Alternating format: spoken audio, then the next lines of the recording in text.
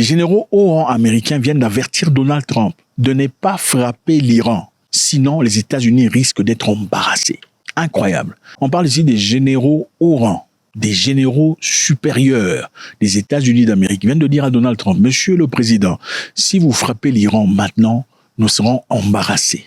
Les États-Unis vont perdre la guerre. C'est incroyable. Évidemment, Donald Trump vient de rejeter cette nouvelle, disant que c'est faux. Mais on va voir, on va essayer de comprendre pourquoi Trump veut justifier ce message.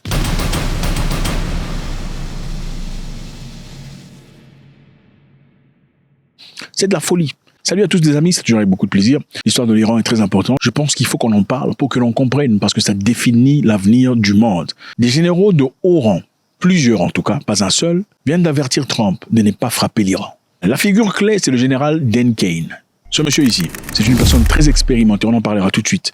Dan Kane, d'après les informations qui ont été retenues, aurait averti en privé Trump, en privé, pas en public, en privé, disant « Monsieur le Président ». Okay? Il a dit au président et d'autres responsables des risques sérieux si les États-Unis frappaient l'Iran. Vous posez la question de savoir pourquoi les États-Unis jusqu'à présent n'ont pas encore frappé l'Iran. Eh bien, je pense que vous avez une partie de la réponse. Selon ces avertissements, les États-Unis ne seraient pas prêts et pourraient perdre cette guerre. Monsieur Kane dit, les États-Unis n'est pas prêts et risquent de perdre la guerre contre l'Iran. Comme raison, il a présenté des manques de munitions critiques. Premièrement, il dit le stock de munitions des États-Unis d'Amérique n'est pas au plein. Okay? Il y a manque de munitions et des armes sont faibles. Comment ça? Après le soutien apporté à des alliés comme Israël et l'Ukraine. Nous savons que les États-Unis donnent beaucoup d'armement à Israël, beaucoup en tout cas. Nous savons aussi que l'Ukraine en profite pour l'instant. Et en faisant cela, les États-Unis n'ont pas assez d'armement pour faire une guerre longue contre l'Iran. Numéro 2, il dit les risques élevés des pertes américaines et l'escalade. Donc le monsieur a été ouvert avec Trump. Il dit, Monsieur le Président, il ne faut pas vous embrouiller. On risque d'avoir des pertes comme pas possible. Et vous savez, chaque président américain fait tout ce qu'il peut pour préserver cette aura. Je suis allé en guerre, si je suis allé, mais il n'y a pas eu de mort américain. Alors là, qu'est-ce que le général lui dit? Le général lui dit qu'il y a risque élevé de pertes américaines. Par exemple, l'Iran pourrait riposter via des groupes alliés ou frapper directement des bases et les forces américaines basées dans la région. On parle ici du Qatar, on parle de Dubaï, on parle de l'Arabie Saoudite, on parle de plusieurs endroits où l'Iran peut facilement atteindre. Idée numéro 3, qu'il y a manque de soutien des alliés régionaux.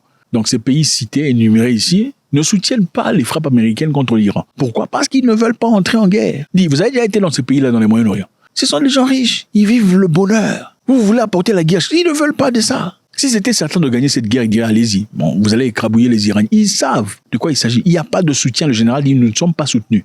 Ne partons pas en guerre contre l'Iran, on risque de perdre. Imaginez-vous un pays comme les États-Unis qui dit non, il y a un risque sérieux des munitions. Risque des munitions, c'est-à-dire que vous savez que la guerre sera longue. Longue et terrible. On n'a pas assez de munitions. On n'a pas assez de munitions. Les Iraniens ne rigolent pas. Le général. Alors, c'est qui ce général? Il faut bien savoir. C'est pas n'importe qui qu'on écoute. C'est qui le général Kane? Le général Dan Kane, son nom complet, Joel Dan Raisin Kane, est l'actuel président de chef d'état-major interarmé, c'est-à-dire le plus haut gradé militaire des États-Unis d'Amérique. Le plus haut gradé des militaires en Amérique, c'est lui. Il est évidemment le principal conseiller du président Trump, du secrétaire de la Défense, Pete Hegseth, et du Conseil de sécurité nationale, en plus du Congrès. Donc Trump, Hegseth, Congrès, Conseil de sécurité nationale s'adresse à lui d'abord avant de faire quoi que ce soit. Même l'attaque qui a été faite récemment contre l'Iran, c'est lui qui a autorisé. Mais l'Iran, à cette époque, l'Iran aujourd'hui, c'est pas la même chose. Beaucoup de choses ont changé. Ken a préparé différentes options. Actuellement, il est en train de le faire. Puisque Trump a mis la pression contre l'Iran, il faut avoir des options pour réagir. Parce que si on ne réagit pas, ça fait preuve de faiblesse. Alors c'est Ken lui-même qui a préparé différentes options militaires pour Trump. Allant de quoi? De numéro 1, des frappes contre les sites nucléaires ou des missiles, ou encore des opérations plus larges visant des dirigeants, le suprême leader. Soit vous frappez les camps où il y a les sites nucléaires, ou bien vous frappez le leader. C'est lui qui érige ses plans. C'est lui qui le fait. Il aurait exprimé, lors d'une réunion au Pentagone, ses inquiétudes concernant l'ampleur, la complexité et les risques d'une guerre plus vaste. Donc, on peut bombarder. Mais est-ce que dans une guerre vaste, c'est ça. Donald Trump a réagi. Il a répondu. Vous savez, Quand un petit enfant dit je vais te taper, toi tu vas réagir. Toi tu peux pas me taper. Non, mais le petit a 6 ans.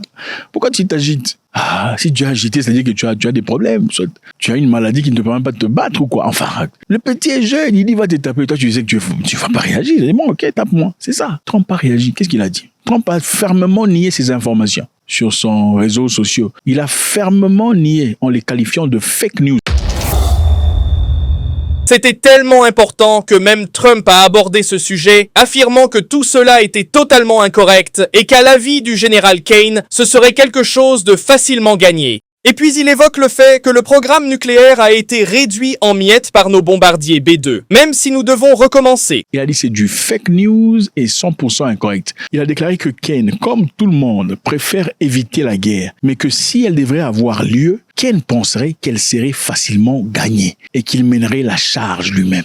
Trump insiste sur le fait que Kane n'est pas opposé à une action militaire. Selon lui, ce sont les médias qui ont déformé ces informations. Bon, pourquoi Trump se bat avec le média? Si Ken n'a pas dit ça, tu te tais. C'est simple. Si on t'accuse d'une bêtise, tu sais que tu ne l'as pas fait, tu te tais. Il y a aussi ce général-ci, général Lloyd Austin. Lloyd Austin a aussi écrit une lettre à Donald Trump. J'ai écrit une lettre au président Donald Trump indiquant qu'une guerre contre l'Iran serait un risque majeur et ne devrait pas être engagée. Ça, c'est Austin qui dit. Ou encore un avertissement selon lequel une guerre pourrait être catastrophique et conduire au déclin des États-Unis. Je sais qu'il fait noir, mais c'est ça. Il fait beau. C'est la vie.